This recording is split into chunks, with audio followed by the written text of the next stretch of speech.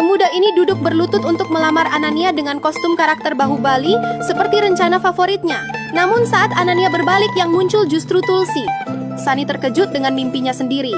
Mimpi itu ia ceritakan kepada Bantu, namun sahabatnya menganggapnya tidak penting dan mengingatkan Sunny untuk tetap fokus pada misinya mengejar Anania. Namun masalahnya, semenjak mimpi malam itu, Sunny tak lagi bisa memandang Tulsi seperti sebelumnya.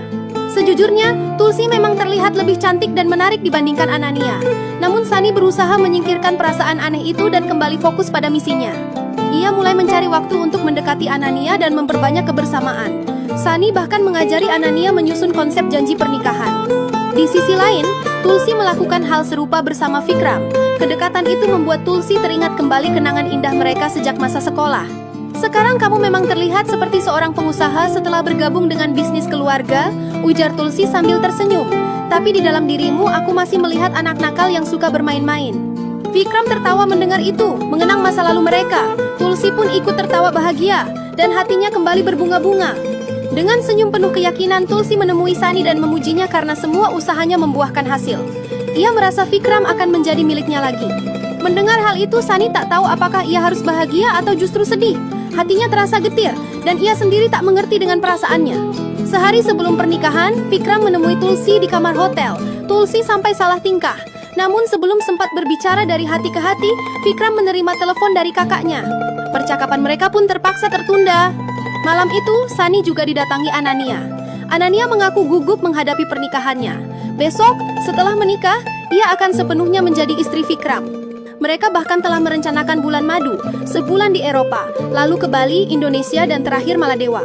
Aku berhenti dari pekerjaanku di Italia. Itu permintaan keluarga, tutur Anania. Sunny terkejut, karena ia tahu betapa Anania mencintai pekerjaannya. Ia pun mengingatkan Anania agar tidak melupakan mimpi-mimpinya. Jangan sampai kamu kehilangan jati diri setelah menikah, ucap Sunny. Kata-kata itu membuat Anania terdiam. Di lubuk hatinya, ia masih menyimpan cinta untuk Sunny. Rasa cemburu Anania memuncak saat melihat Sunny disuapi oleh Tulsi saat makan malam. Tanpa sadar, Anania membalasnya dengan menyuapi Vikram yang duduk di sampingnya. Namun hal itu justru membuat Vikram tersedak dan batuk hebat karena ikan yang disuapkan padahal ia alergi ikan. Tulsi yang mengetahui kondisi itu langsung kesal. Malam itu juga, Vikram terpaksa dibawa ke rumah sakit oleh keluarganya. Anania ikut menemani mengingat besok adalah hari pernikahan mereka. Tulsi menjadi orang yang paling panik. Ia menyusul ke rumah sakit bersama Sunny. Kedatangannya sempat dihalangi oleh Param, namun Sunny pasang badan hingga Tulsi diperbolehkan masuk. Di ruang perawatan, Tulsi menghentikan dokter yang hendak menyuntikkan epinefrin. Ia menjelaskan bahwa Vikram menderita aritmia detak jantung tidak beratur.